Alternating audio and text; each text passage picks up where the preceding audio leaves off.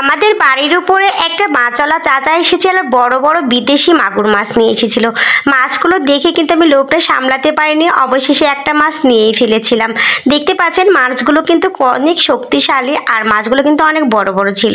মাছওয়ালা চাচা কোনোভাবে মাছটা বের করতে পারছিল না, একেবারে ঝাড়া দিয়ে ফেলে দিচ্ছিল।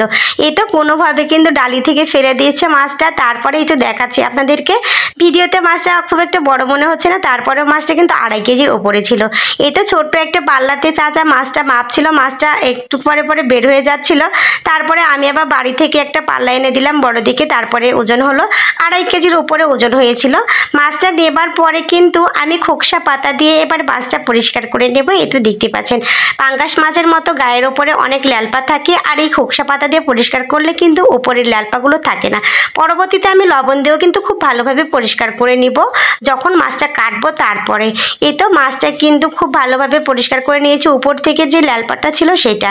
আর মাছটা কাটার পরে কিন্তু ভিতরে পেটের মধ্যে 2টা শিং মাছ ছিল। আসলে এটা কিন্তু গোটা গোটা শিং মাছ খেয়ে ফেলেছিল অবশ্যই। এই তো দেখতে পাচ্ছেন মাছের পেটের মধ্যে ছিল এই 2টা। আর মাছগুলো আমি একটু পাতলা পাতলা করে কেটে নিচ্ছি, কারণ এটা মাংসর মতো করে ভোনা ভোনা করে রান্না করব। আসলে মাছটা কিন্তু মাংসর মতো করে যদি ভোনা ভোনা করে রান্না করা হয় তাহলে কিন্তু খুবই ভালো লাগে, আর ঝোল খেতেও কিন্তু খুবই মজা লাগে। আমচুনা যদি সাথে দেওয়া যায় তাহলে তো আরও মজা। তো আমি কিন্তু পাঙ্গাস মাছ যতটা ভালোবাসি তার চাইতেও বেশি ভালোবাসি এই বিদেশি মাগুরটা। এর আগের বারও আপনাদের ভাইয়া একটা মাগুর মাছ নিয়ে এসেছিল, ওটা কিন্তু আরও বড় ছিল, 3 কেজি 3.5 কেজির মতো ওজন ছিল মাছটা। আর এই তো দেখেন সবগুলো মাছ কিন্তু কেটে নিয়েছি, আর অবশ্যই রান্নার ভিডিওটাও আপনাদের সাথে শেয়ার করবো ইনশাআল্লাহ।